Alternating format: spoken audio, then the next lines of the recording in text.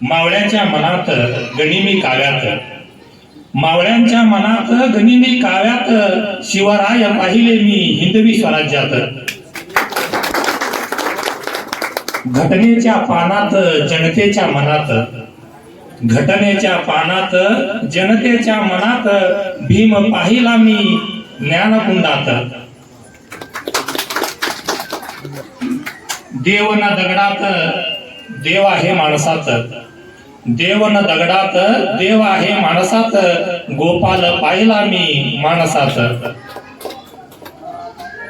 माळ्याच्या मळ्यात फुलेंच्या फुल्यात, माळ्याच्या मळ्यात फुललेल्या फुल्यात, फुले सुगंध पाहिला मी सत्य शोधकात. माणसातला राजा राजातला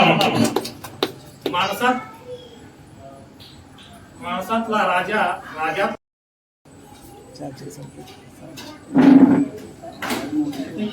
माणसातला राजा राजातला माणूस, लोक राजा पाहिला मी लोक माणसात, लोक राजा पाहिला मी लोक माणसात.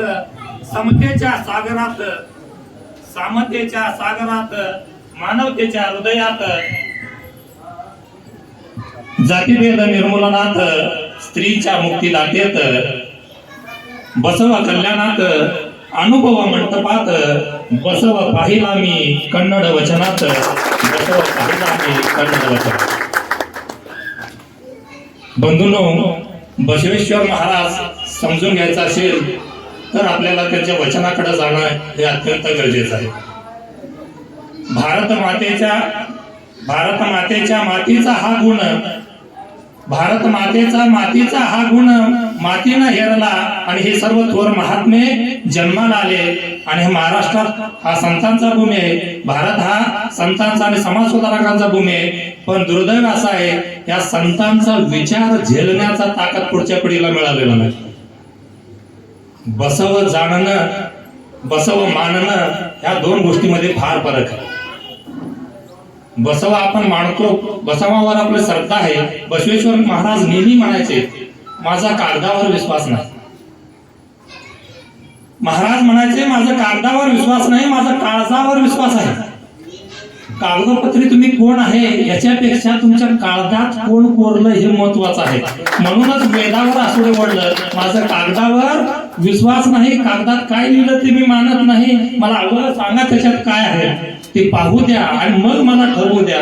म्हणजे विचार करू द्या, विचार करा आणि त्यानंतर कृती करा. सदसद विवेक बुद्धीने वागण्याचा संदेश आणि वागणारा माणूस म्हणजे संत बसवेश्वर. संत बसवेश्वर समजून घेणं एवढं सोपं नाही. मी कधीच म्हणणार नाही तुम्हाला तुम्ही संत बसवेश्वरांना माना, मी कधीच म्हणणार नाही तुम्हाला संत बसवेश्वरांना माना, किंबहुना मी म्हणेन मानूही नका, पण तुम्ही बसवेश्वर महाराजांना जाणा. जोपर्यंत आपण बसवेश्वर महाराजांना जाणणार नाही तोपर्यंत आपण बसवेश्वरांच्या विचारांच्या जवळ जाणार नाही. श्रद्धा, ज्या सगळ्या आपण आता सरांनी सांगितलं, ज्या गोष्टी आपण आता करतोय, विभूती लावतोय, हे करतोय, पूजा करतोय, आपण श्रद्धेच्या ह्या पातळीवर आहे. त्या श्रद्धेच्या पायरीला सोडून कुठेतरी आपण आता पुढे जायला पाहिजे. म्हणून आजचा व्याख्यानाचा विषय घेतानाच मी घेतलं होतं बसवेश्वर काल, आज आणि उद्या. कोणत्या पद्धतीने आपण या महात्माकडे बघायचं. 12वा शतक आहे. 12व्या शतकातलं परिस्थिती नेमकं आजचं सगळं उलट आहे. स्त्रियांना स्वातंत्र्य नाही, चूल आणि मूल या बंधनात स्त्री अडकलेले. दीन दलित, 18 पगड, 18 आलोतेदार, 12 बलुतेदार सगळे पिचलेले आहेत. अंधश्रद्धा आहे, कर्मकांड आहे, उत्तर वैदिक कालखंड आहे, हा सगळ्या गोष्टी बंधनात अडकलेल्या आहेत. मग अशा कालखंडामध्ये मला तो शोलेचा डायलॉग सारखा आठवतो. कोणता? आज मी बसवेश्वरांचं ज्या ज्या वेळेला वचन वाचतो त्यावेळेला तो शोलेचा डायलॉग मला हमखास आठवतो. कोणता आठवत असेल? कोणता? कितने आदमी थे वाला, आणि त्याचा थोडासा पुढचा वाला, बसंती इन कुत्तों के सामने मत नाचना. तुम्ही म्हणत असाल याचा आणि बसवेश्वरांचा काय संबंध? याच्यात मी कोण, बसंती कोण, ती जोडी जयवीरू कोण? मला नेहमी त्या जयवीरूच्या जागेत बसवेश्वर दिसतात. बसंतीच्या जागी जे 12 बलुतेदार आणि 18 आलोतेदार होते ते पिचलेला वर्ग दिसतोय आणि एक गब्बर दिसतो. तो बंदूक लावून उभा आहे तिथं, नाच नाच बसंती नाच. इकडून वीरू म्हणतो बसंती इन कुत्तों के सामने मत नाचना. बसंतीच्या समोर प्रश्न आहे. आज 21व्या शतकामध्ये माझ्याही समोर तसाच प्रश्न आहे. एकीकडे मी वचन वाचतो, एकीकडे दुसरीकडून मला दुसरीच माहिती मिळतंय आणि मी मध्ये उभा आहे. बसवेश्वरीकडून मला सांगतो अमुक अमुक करू नको, तमुक तमुकच कर, अमकाच नियम आहे, असंच आहे का, हे प्रश्न विचार, का हे प्रश्न विचारायचं. तिकडे कोणीतरी गब्बर बंदूक घेऊन उभा आहे आणि मी मध्ये काय करू. एकदा बसवेश्वराला बघतो आणि एकदा कुणाला तरी बघतो. आणि ही मनातली भीती मोडून काढून बंड करून उठणारा 12व्या शतकातला पहिला संत म्हणजे संत बसवेश्वर. सोपं नव्हतं. आज ही सैराटचा गल्ला किती झाला? 100 कोटीचा वर गेला. विषय तोच. आज इतका भीषण विषय आहे लोकांच्या काळजात घुसणारा. मग 12व्या शतकात ऑनर किलिंगचा किती प्रश्न असेल?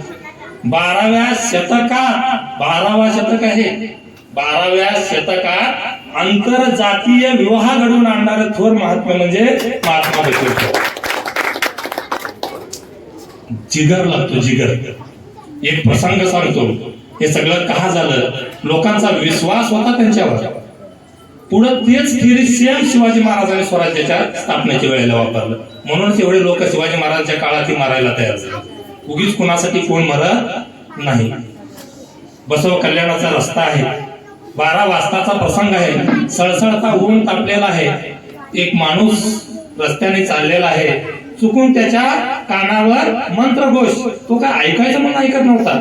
त्यालाही माहित होता ऐकून मला याचा अर्थही समजत नाही, तरी तो पडला. काही जणांनी ते पाहिला. मग त्याच्यावर आरोप झाला, तू चोरून आमचा मंत्र ऐकला. त्याला मारण्यात आलं आणि तो रस्त्यावर तळपत्या उन्हात पडलेला आहे. आजूबाजूला गोळका आहे. कुणी गोळका त्याला सोडवायला तयार नाही. तो माणूस बेशुद्ध पडला.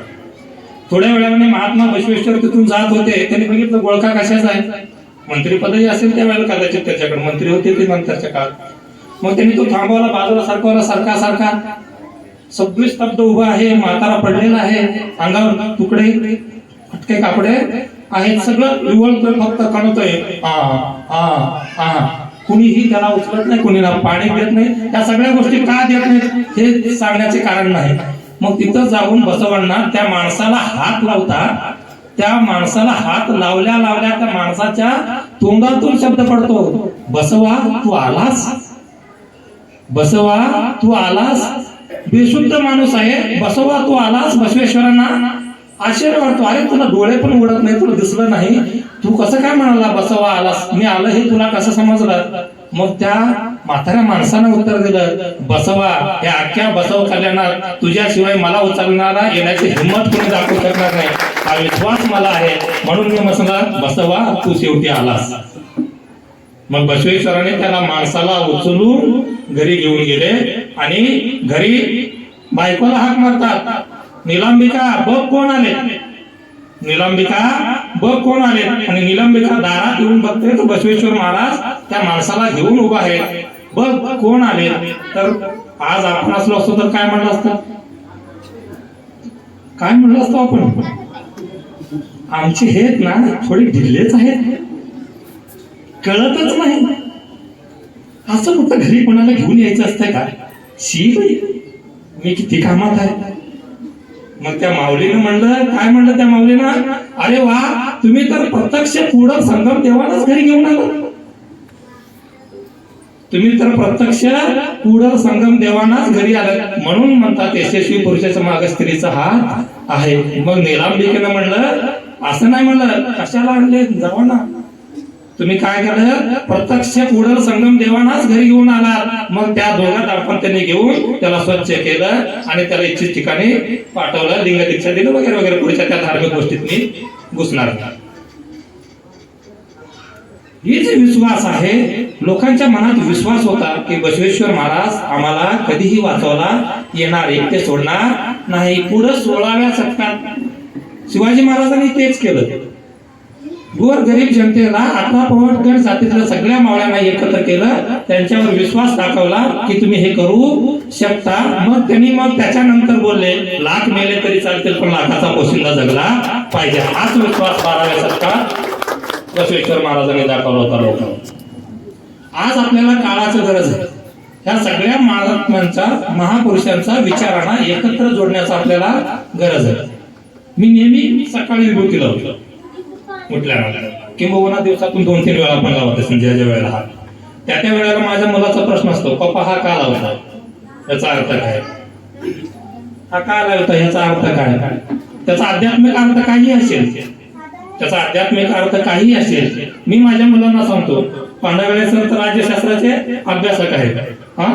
स्वातंत्र्य, समता, बंधुता, न्याय हे फ्रेंच राज्यघातक होतो. मी माझ्या मुलांना रोजच सांगतो, बाळा स्वातंत्र्य, समता, बंधुता या तिघाला जर समान ठेवायचं असेल तर छोटा असला तरी न्याय अगोदर पाहिजे. म्हणून हा न्याय, स्वातंत्र्य, समता, बंधुता आणि न्यायाची नवीन व्याख्या आपल्याला बसवेश्वर महाराजांनी प्रतीकाच्या रूपात सांगितलेलं आता आपल्या मुलांना आपण सांगणं गरजेचं आहे. मग मला नाही लाज वाटणारी विभूती लावायची. जर मी स्वातंत्र्य, समता, बंधुता आणि न्याय जर माझ्या कपाळावर लावून जर हिंडत असेल तर ह्या देशात डॉक्टर बाबासाहेब आंबेडकरांना अपेक्षित अशी राजकीय, आर्थिक, सामाजिक, शैक्षणिक लोकशाही आल्याशिवाय खरी लोकशाही येणार नाही असे बाबासाहेब म्हणायचे. जर ती खरी लोकशाही आणायची असेल तर स्वातंत्र्य, समता आणि बंधुता त्याच्या जोडीला न्याय हा आपल्याला ठेवायलाच पाहिजे. आणि न्यायाला सगळ्यात अगोदरचं स्थान राज्यघटनेमध्येही दिलेलं आहे. कारण न्यायाशिवाय तुम्ही स्वातंत्र्य नाही पाळू शकत. न्यायाशिवाय तुम्ही समतेना, तुम्हाला न्यायच मिळत नसेल तर समतेची अपेक्षा करण्यात काय अर्थ नाही. तुम्हाला न्यायच मिळत असेल तर तुमच्या जवळ कुणी येणारच नाही तुम्ही जर अन्याय एखाद्यावर करत असेल. म्हणून नवीन वाक्य माझ्या मुलांना सांगा, जुने आहेत ते आहेतच, त्याच्या जोडीला नवीन त्यांना काहीतरी द्या, तरच आपण बसवेश्वर महाराजांना पुढे घेऊन जाऊ शकतो. आणि जी मला काही गोष्टी खटकतात ते खटकतात. अपडेट होणं हे प्रत्येकाचं कर्म आहे. ज्या गोष्टी आपल्यातले चुकले ते चुकले आणि जे बरोबर आहे ते बरोबर आहे. म्हणून ज्या गोष्टी चांगल्या आहेत त्या गोष्टीचा आपण विचार केला पाहिजे आणि ते माझ्या मुलापर्यंत मी पोहोचवायला पाहिजे, तरच आपण ह्या जगामध्ये राहू शकतो, नाहीतर राहू शकत नाही. प्रत्येक गोष्टीच्या वेळेला आपण न्यूनगंड. आणि सरांनी पुन्हा सांगितलं, थेम्स नदीच्या काठी महात्मा बसवेश्वरांचा पुतळा उभा केला, तेव्हा कुठं भारतीयांना जाग आलं. कर्नाटकामधील विजापूर जिल्ह्यातील बसवण बागेवाडी येथे कुणीतरी महात्मा बसवेश्वर नावाचा संत होऊन गेला. त्यांनी लोकशाहीचे पाळेमुळे तिथे रोवले. आणि का दरवेळेला परदेशांनी आपल्याला सांगितल्यानंतरच आपल्या देशातल्या लोकांना जाग येतो. मग तेव्हा आपण कुठंतरी म्हणतो बसवेश्वर माझा, बसवेश्वर माझा. वा वा वा वा, भारतीयांनी बसवेश्वरांनी लोकशाहीचा उगम केला. कुठंतरी ह्या गोष्टी ह्याच्यामुळेच होतात की त्यांच्याकडे आपण अभ्यास करत नाही. परिस्थिती 12व्या शतकातील आहे. प्रत्येक जण इथं फाडतो आहे, मी श्रेष्ठ, मी श्रेष्ठ, मी श्रेष्ठ, माझा ऐकायला पाहिजे, माझा ऐकायला पाहिजे, तू माझा ऐक, तू माझ्यापेक्षा कनिष्ठ. म्हणजे ज्याच्या हातामध्ये सत्ता आहे तो सत्ता, जो सज्ञानी आहे तो अज्ञानी लोकांना दाबतो आणि ते स्वतःची सत्ता वाजवतो. मग बसवेश्वर महाराज 12व्या शतकात तिथं सांगतात, काय सांगतात 12व्या शतकात, माझ्या उनी सांग कोणी नाही. इथं प्रत्येक जण काय सांगतोय, माझ्या उनी थोर कोणी नाही, मीच थोर आहे. आणि बसवेश्वर काय महाराज काय म्हणतात, माझ्या उनी लहान कोणी नाही, शिवभक्ता उनी महान कोणी नाही. विचाराचा फरक आहे. मग लोक जोडले गेले. बसवेश्वर नम्रता शिकवतात, बसवेश्वर स्वतः सांगतात माझ्या उनी लहान कोणी नाही, सगळ्यात लहान मी. जे कोणी असतील ते माझ्यावर काय मोठे आहेत, सगळे माझ्यावर काय मोठे आहेत. शिवभक्तावणी कुणी मोठं नाही. शिव म्हणजे शुभ, सुंदर, चांगलं, मंगल. जे मंगल आहे ते सगळं काय माझ्याहून मोठं आहे. माझ्याहून सगळे कुणीही छोटे नाही, सगळ्यात छोटा मी आहे. म्हणून कधीतरी मला समाज जोडायचा असेल, समाजाला पुढे घेऊन जायचं असेल, सगळ्यांना एकत्र जोडायचं असेल, लहानपण होता याला. प्रत्येक वेळेला मोठं होऊन नाही जमत, मला कधीतरी लहान होता आला पाहिजे. म्हणून तर पुढं तुकाराम महाराजांनी लिहून ठेवलं, महापुरात झाडे जातील आणि लवाळ्या. त्याच्यात तेच आहे. या संतांची एक साखळी आहे, सगळ्यांनी तेच सांगून ठेवलेलं आहे, एकमेकाला ते जोडले गेलेले आहे. म्हणून आपण आपल्या गोष्टी आहेत त्याला त्या एकमेकाला सगळ्यांना जोडलं पाहिजे, तरच आपण एकत्र समाज प्रवाहात राहू शकतो. संत बसवेश्वर महाराज असतील, शिवाजी महाराज असतील आणि बाबासाहेब आंबेडकर असतील, या सगळ्या महापुरुषांनी आपल्या समाजासाठी, आपल्या भारतभूच्या रक्षणासाठी, भारतभूच्या कल्याणासाठी काहीतरी केलेलं आहे. पण ह्याचा विचार पचवणं इतकं सोपं नाही. आजही 21व्या शतकामध्ये 20व्या शतकामध्ये कलबुर्गी होतो, गौरी लंकेश होतात, सोपं नाही. दाभोळकर होतात का? की ही शक्तीच आपल्याला नाहीये. त्याचा विचार पचवण्याचं जी ताकद, जी कुवत आपल्याकडे पाहिजे होतं, ते कुवतच नाही. जर हे समजून घ्यायचं असेल तर म्हणून मी म्हणतो, बसवेश्वरांना मानू नका, पण बसवेश्वरांना जाणा. जर बसवेश्वरांना जाणायचं असेल तर त्यांच्या मूळ वचनाकडे आपल्याला जावं लागेल. ऑथेंटिक जो सोर्स असेल तो सध्या मूळ वचनच आहे, मग त्याच्याकडे जावं लागेल. अंधश्रद्धा निर्मूलनाच्या बाबतीत आपण बोलतो, अंधश्रद्धे निर्मूलनाच्या बाबतीत तर बसवेश्वरांचं काम हे फार मोठं आहे. एकेश्वरवादाबद्दल आपण बोलतो, सरांनी बोललं गळ्यात रिंग, हे काय कशाचं प्रतीक आहे? हा पंडाचं प्रतीक आहे, क्रांतीचं प्रतीक आहे. जर तुला देवळात प्रवेश नाही ना, तू देवळातच जाऊ नको ना.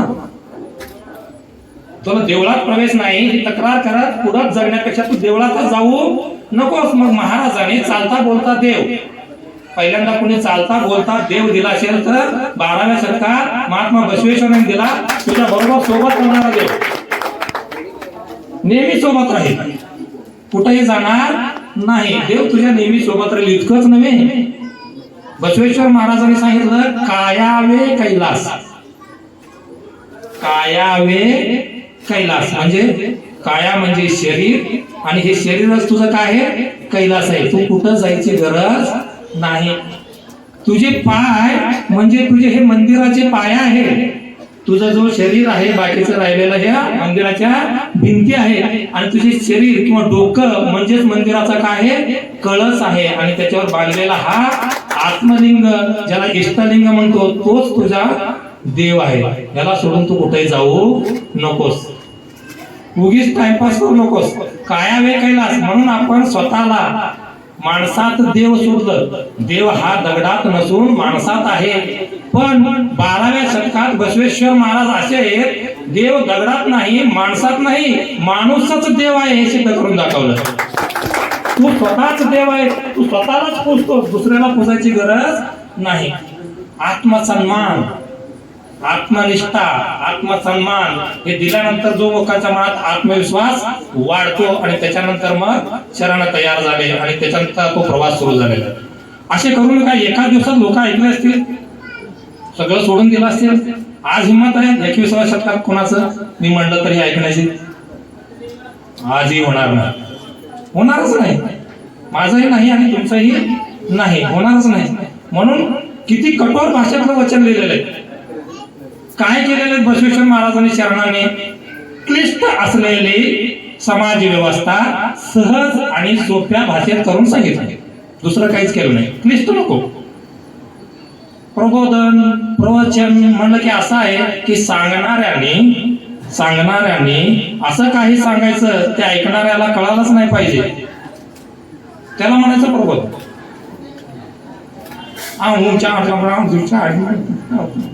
मग ते समोरच्याला वाटतं फारच हुशार दिसतो, कारण त्याला तो काय समजलेलंच नसतो. मग बसवेश्वर महाराजांनी ते नाही केलं, त्यांना लपवायचंच नव्हतं. त्यांनी क्लिष्ट असलेल्या गोष्टी सहज सरळ केलं आणि त्याला प्रतीकाचं रूप दिलं. कुठंतरी आज आपण ते प्रतीकांचा आशय किंवा अर्थ समजून घेताना कुठंतरी कमी पडतो. मग हीच भाषा आंबेडकर चौधरींनी थोडस वेगळ्या भाषेत सांगितलं, लोक ऐकायला गेले. मग आपला मुलगा जर घरात ऐकत नसेल तर आपण काय करतो? पहिल्यांदा मायेने सांगतो, बाळा तसं नसतं, हे चांगलं नाही, अमुक करू नको. मग नंतरच्या वेळेला काय करतो? थोडस दरडावतो, सांगतो ऐकतो की नाही. मग तसं थोडं दरडावून दुसऱ्या संतांनी सांगितलं, त्यांचं नाव होतं अंबिगर चौडय्या. मग ते कन्नडमध्ये मूळ वचन असं आहे, कट्टद लिंगಕ್ಕೆ बिट्टू बेट्टद लिंगಕ್ಕೆ ಹೋಗವನಿಗೆ. किती छान विचार आहे का. म्हणून तर मी अगोदरपासून सांगतो, बसवेश्वर समजून घेणं किंवा त्यांचे उच्चार रुजवणं एवढं सोपं नाही. कट्टद लिंगಕ್ಕೆ बिट्टू बेट्टद लिंगಕ್ಕೆ ಹೋಗವನಿಗೆ ಎಡಗಾಲಿನ ಪಾದರಕ್ಷೆಯಿಂದ ಲಟ ಲಟನೆ ಹೊಡೆಯಂದ अंबिगर चौडय्या. तुम्ही म्हणणार हे मदत काय? हे प्रवचन होतं, हे प्रबोधन होतं. आता मी जे बोलत होतो ते, मी काय बोललो ते तुम्हाला कळलं नाही, तुम्ही काय बोललो मला कळलं नाही, पण मी हुशार ठरलो, अरे काहीतरी बोललो वेगळंच भाषा. असंच होतं ते. संस्कृत मधलं दुसऱ्या कोणाला समजत नव्हतं, लोक ते सांगायचे आणि ते हुशार व्हायचे. बाकीच्याला समजलं नाही, ते म्हणायचे ते लय हुशार आहे. काय समजलं नाही मला त्याने सांगितलेलं. असाच हा प्रकार होता. म्हणून सगळं साहित्य लोकभाषेत आणलं. कन्नड भाषा ही त्यावेळेची तिथली लोकभाषा, मग त्याने लोकभाषेत हे क्लिष्ट ज्ञान सोपं करून आणलं. पुढे सगळं संतांनी आपल्या महाराष्ट्रातलं असेल कुठलं असेल त्यांनी तेच केलं, त्या लोकभाषेमध्ये ते आणण्याचा प्रयत्न केला. मग बसवेश्वर महाराज काय सांगतात, उगीच कशाला आडापिडा करायला लागला, कशाला काशीला जातोस, कशाला इकडे जातोस तिकडे जातोस. कट्टर लिंगके म्हणजे तुझ्या गळ्यात असलेल्या लिंगाला सोडून डोंगरावरच्या जर देवळाला जात असतील तर अंबिका चौडा म्हणतात डाव्या पायातील चपलीनं तुला हाणायला पाहिजे. हा थोडा कडक भाषेतला होता त्यांचा विचार. म्हणजे असे वेगवेगळे विचार आहेत. मग तुम्ही जोपर्यंत त्यांना जाणून घेत नाही, जोपर्यंत ती वचनं समजून घेत नाही, तोपर्यंत आपल्याला बसवेश्वर समजणार नाही. बसवेश्वर समजून घ्यायचं असेल तर त्यांचा कन्नड मधलं सगळे वचनं आपल्याला समजून घ्यावं लागेल. सगळ्या प्रकारचे स्त्रियांच्या बाबतीत असेल, या आजच्या काळात सुद्धा प्रश्न विचारण्याची हक्क आहे स्त्रियांना, आहे का? प्रश्नचिन्ह आहे, थोडा आहे पण थोडा प्रश्नचिन्ह आहे अजून. एवढं पाहिजे तेवढा नाही. पण 12व्या शतकात महात्मा बसवेश्वरांनी स्त्रियांना प्रश्न विचारण्याचा हक्क दिला आणि अनुभव मंडपामध्ये 70 स्त्रियांचा सहभाग करून घेतला. अजूनही लोकसभा आणि राज्यसभेमधल्या 33% आरक्षणासाठी भांडतो आपण. मिळालं का?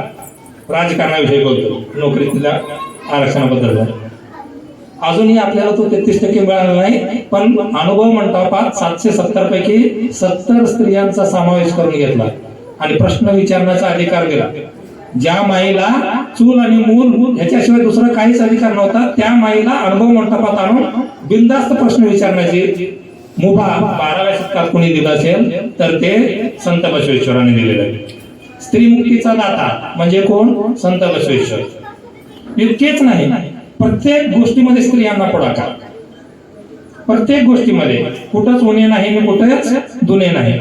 असं कधी म्हणलंच नाही आमच्याने ओढायचं तमक्याने ओढायचं नाही. सगळ्यांना दोघांना जे काही दिलं ते समान वाटून तूही लाव, इष्टलिंग तूही लाव.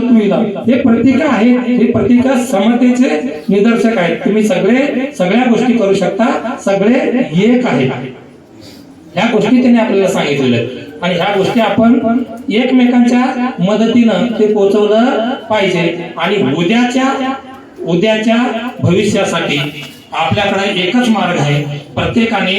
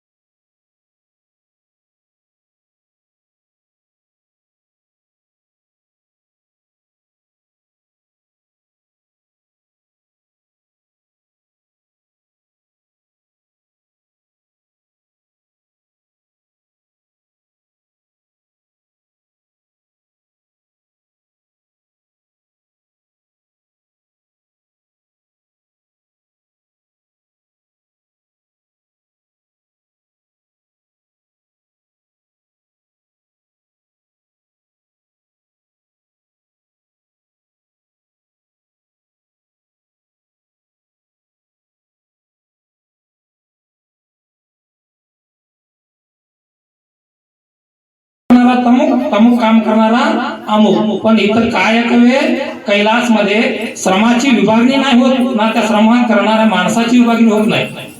तू लहान काम केलं म्हणून तू लहान, तू मोठं काम करतोस म्हणून तू मोठा असं नाही. फक्त प्रामाणिक कामाची अपेक्षा आहे. शुद्ध कायक प्रामाणिक पाहिजे. कायक आणि कष्ट ह्याच्यामध्ये फरक आहे. कायक म्हणजे कोणता? तू काम केल्यानंतर त्याच्यातून तुझा कुटुंब चालला पाहिजे.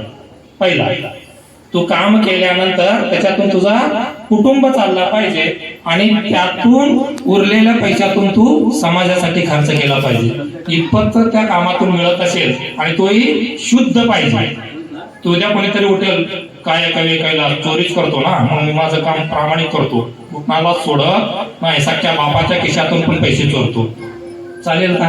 नाही. कायक हा शुद्ध पाहिजे आणि त्या शुद्ध कायकातून निर्माण झालेला चरित्रार्थ हा शुद्ध पाहिजे. आणि भ्रष्टाचार निर्मूलनाचा उदाहरण कुणी असेल तर ते महात्मा बसवेश्वर आहे. बिज्जळाच्या राज्यामध्ये महात्मा बसवेश्वरांच्या एकूण कार्यकर्तीत 1 रुपयाचाही अफरातफर नाही. 1 रुपयाचाही. आज आपण म्हणतो ना खाऊंगा मैं खाने दूंगा. 12व्या शतकात सांगितलं बसवेश्वर महाराजांनी, ना खाऊंगा ना खाने दूंगा. खजिना सापडला त्या बिज्जळाच्या राज्यामध्ये, खजिना. मग राजा म्हणत होता, बोल बसवेश्वरा किती पाहिजे तुला? बक्कळ खजिना सापडला होता. महाराज म्हणाले, हा, या पैशावर ना तुझा हक्क आहे ना माझा हक्क आहे. राजाला सांगतात, या पैशावर ना माझा हक्क आहे ना तुझा हक्क आहे. हा जनतेचा पैसा आहे, जनतेत वाट. 1 रुपया मला नको, जनतेचा पैसा आहे, जनतेत वाट. तू ही सेवक लोकांचा आणि मी ही सेवक लोकांका. आज म्हणता मैं चौकीदार हूं, वो चौकीदार 12व्या शतकामध्येच आपल्याला बसवेश्वरांनी समजावून सांगितलं होतं. या देशाला जर वाचवायचं असेल तर बसवांचा विचार आपल्याला पुन्हा एकदा या समाजामध्ये आणावा लागेल. राजकारणाचा उपयोग हा मस्तीसाठी नाही, सत्तेसाठी नाही, तर लोककल्याणासाठी करायचा असतो. जर 12व्या शतकातला जर त्यावेळेस बसव कल्याणामधले कामं बघितले, रस्त्याची कामं असतील, स्त्रियांच्या विकासाची कामं असतील, दासोहाचं कामं असेल,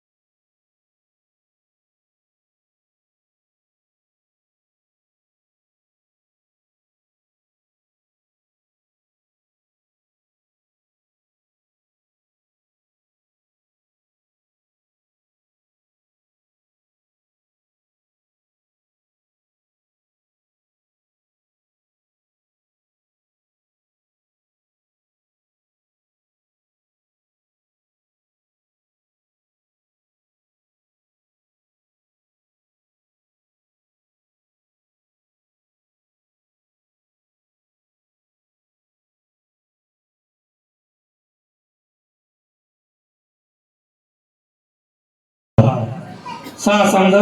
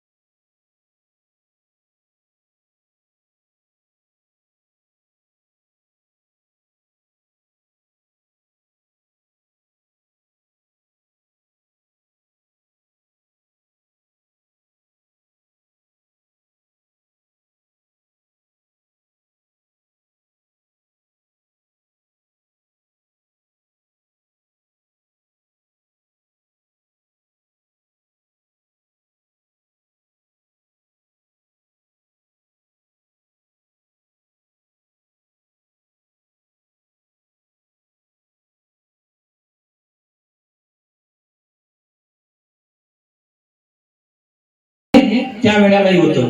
अंक केल्यानं पाप लागेल, तमक केल्यानं पुण्य लागेल. काही लोक मनातून दान करतच नाहीत, पाप लागू नये म्हणून दान करतात. मनातून दान करत नाही, पण माझ्याकडे आहे आणि त्याच्यात मी काहीतरी द्यायला पाहिजे, मी समाजाचं देणं लागतो, या अर्थाला नाही. मला पाप लागू नये म्हणून दान करतात. ही प्रचंड भीती पाप पुण्याचे, स्वर्ग नरकाचे, हे सगळं त्याने काढून टाकलं आणि मग लोकांना सांगितलं, सहज आणि साध्या भाषेत सांगितलं, आचारवे स्वर्ग अनाचारवे नरका, मर्त्य लोका स्वर्ग लोकेंदो बेरेला काढाया. साधं सांगितलं. कशाला धडपड करतो एवढा? काय आहे? सत्य बोलणे हेच सत्य लोक, अशक्य बोलणे हेच मृत्यू लोक. स्वर्ग नरक दुसरं काही नसून, स्वर्ग नरक दुसरं काही नसून, जे तू आचार करतो, जे आचरण करतो तेच तुझा स्वर्ग आणि तेच तुझा नरक आहे. म्हणून शुद्ध आचरण कर आणि जग तुला काही होणार नाही. शेवटच्या मुद्द्याकडे येतो. वर्णाश्रमामध्ये सगळ्यात जास्त किंमत कशाला होता? सगळ्यात जास्त किंमत कधी भेटायचा? भगवे वस्त्र धारण करून डोंगरात गेल्यानंतर संन्यास आश्रम हा मुक्तीचा आश्रम. संन्यास आश्रम हा कोणता आश्रम आहे? मुक्तीचा आश्रम. बसवेश्वरांनी सगळ्यात जास्त महत्व दिलं तो ग्रस्त आश्रमाला. कोणत्या आश्रमाला? ग्रस्त आश्रमाला. म्हणून कधीही बसवेश्वराचा दुसरा एक फोटो आहे, तिथं जर तुम्ही बघितलं तर सगळे जोडी दिसतात तुम्हाला. सगळे काय दिसतात? जोडी, स्त्री आणि पुरुष या दोघांच्या जोडीनं जो ग्रस्त आश्रम व्यवस्थित जीवन जगेल त्यालाच जगला असं म्हणता येईल. एक काळ होता लोक पृथ्वीवर कमी, लोक जमिनीवर कमी आणि स्वर्गात जास्त राहायचे. जमिनीवर कमी आणि स्वर्गात जास्त राहायचे. निसर्गात माणसात कमी, जातीत जास्त राहायचे. आजही राहतात लोक पृथ्वीवर कमी, स्वर्गात जास्त राहायचे. निसर्गात माणसात कमी, जातीत जास्त राहायचे. या सगळ्यांना जे ब्राह्मण कल्पनेमध्ये अडकले होते त्या सगळ्यांना त्या समजुतीतून, त्या झोपडातून बाहेर आणून तुम्ही सर्व एक आहात हे जे कोणी शिकवलं असेल आणि समतेचं शिकवण दिलं असेल तर 12व्या शतकात महात्मा बसवेश्वरांनी दिलं.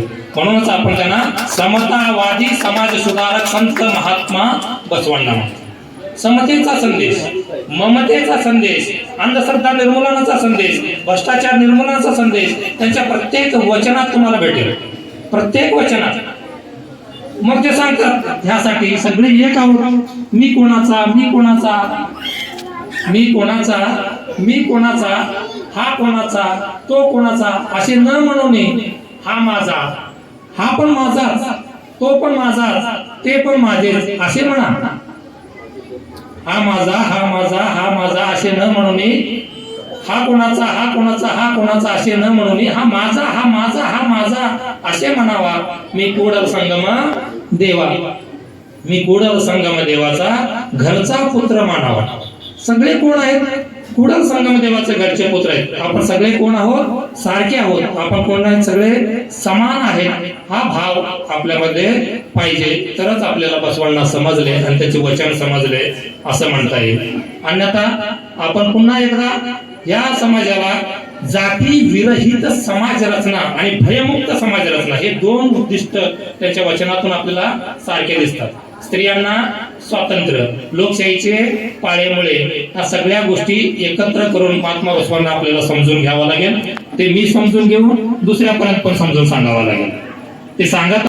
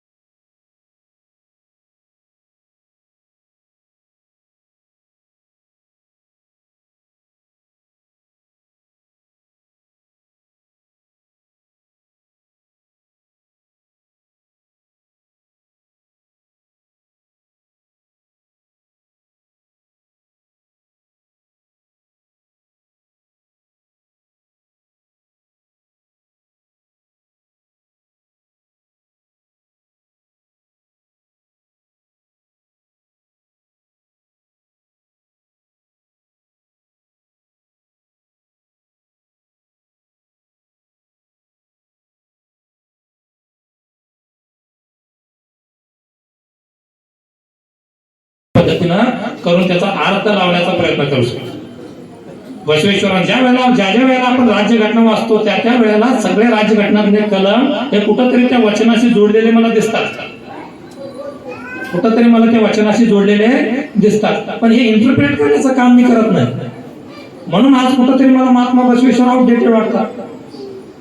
900 वर्षापूर्वी 891 म्हणजे जवळजवळ 900 वर्षापूर्वी तत्वज्ञान सांगितले तत्वज्ञान आजच्याही जीवनाला जसेचे तसे लागू पडतात. कोणतेही कलम उचला, समतेचा उचला, अस्पृश्यता निवारणाचा उचला, तुम्ही लोककल्याणाचा उचला, पर्यावरण रक्षणाचा कलम उचला घटनेतला, धर्म स्वातंत्र्याचा कलम उचला, धर्मनिरपेक्ष राष्ट्र आपण म्हणतो तो उचला. बसवेश्वरांनी इतिहास सांगितलं ना, तुझा धर्म तुझ्या पुरता मर्यादित आहे. तू सामाजिक कार्यात बाहेर पडल्यानंतर तुझा धर्म तुझ्या घरातल्या खुंटीलाच अडकून ठेवायचा. हा धर्मनिरपेक्षाची व्याख्या. काय सांगितलं धर्मनिरपेक्षाची व्याख्येमध्ये? तुझ्या स्वतःच्या धर्माबरोबर इतरांचा धर्माचा आदर कर. मग बसवेश्वरांनी तेच सांगितलं, तुझं आहे त्याच्यावर प्रेम कर.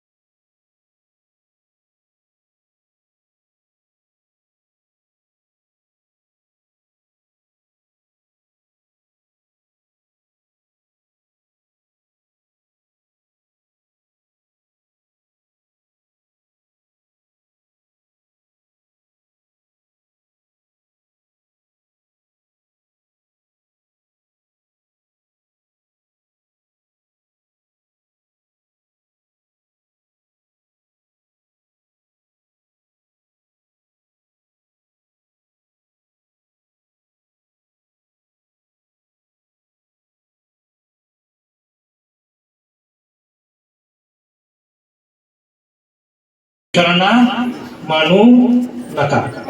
शेवटचं तेच सांगतो, तुम्ही बसवेश्वरांना मानू नका, तुम्ही बसवेश्वरांना जाणा.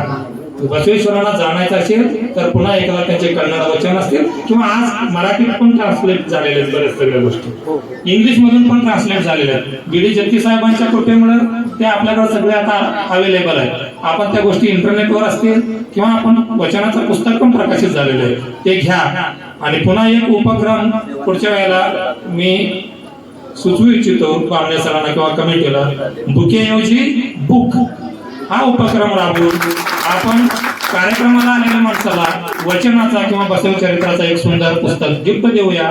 वाचाल तर वाचाल. आणि जयंतीचा विचारच हा असावा, जयंतीतून जागृतीकडे, नाचण्यातून वाचनाकडे. आणि ही आजच्या जयंती उत्सवातून साध्य झालं असं म्हणायला हरकत नाही. आणि हे साध्य करण्यासाठी बामणे सर असतील, आवंदे सर असतील, पाटील सर असतील, या सगळ्यांनी जो कष्ट घेतला त्या सगळ्यांचं आपण सर्वांनी एकदा जोरदार टाळ्या वाजवून आभार मानूया, स्वागत मानूया की हा विचाराचा जो रस्ता आहे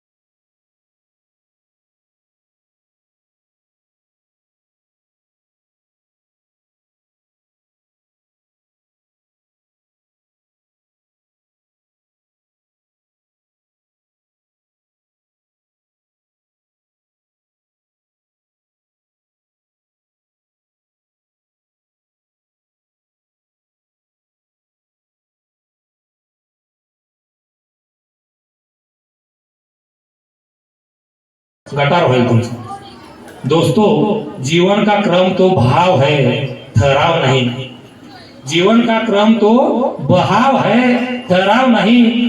ठहरो तो भी इस तरह जिसका कोई जवाब नहीं, जिसका कोई जवाब नहीं, जैसा बसवेश्वर महाराज आज खडे आहेत. म्हणून त्याच्या विचारांचं सगळंच पालन सगळ्यांनाच शक्य होईल असं म्हणता येणार नाही, पण माझ्या परीनं मला जमेल, मला झेपेल बसवणं, एवढा बसवणं मी जाणून घेईन, एवढं तरी आपण संकल्प आज करूया. आणि पुढच्या वेळेला पुन्हा कधी बोलण्याचा योग आलाच तर राहिलेला विषय पूर्ण करूया. आता सध्या बरंच विचार झालेला आहे. तिकडं पण चुळबुळ वाढलेलं आहे, चेहरे पण थोडस हे दिसत आहे. मग समजतंय, नाहीतर मी गेल्यानंतर अभद्य सर आणि बामणे सरांना हुडकण्याची वेळ येऊ नये ती काळजी घेतो आणि आपण सर्वांचा रजा घेतो. जय हिंद, जय भारत.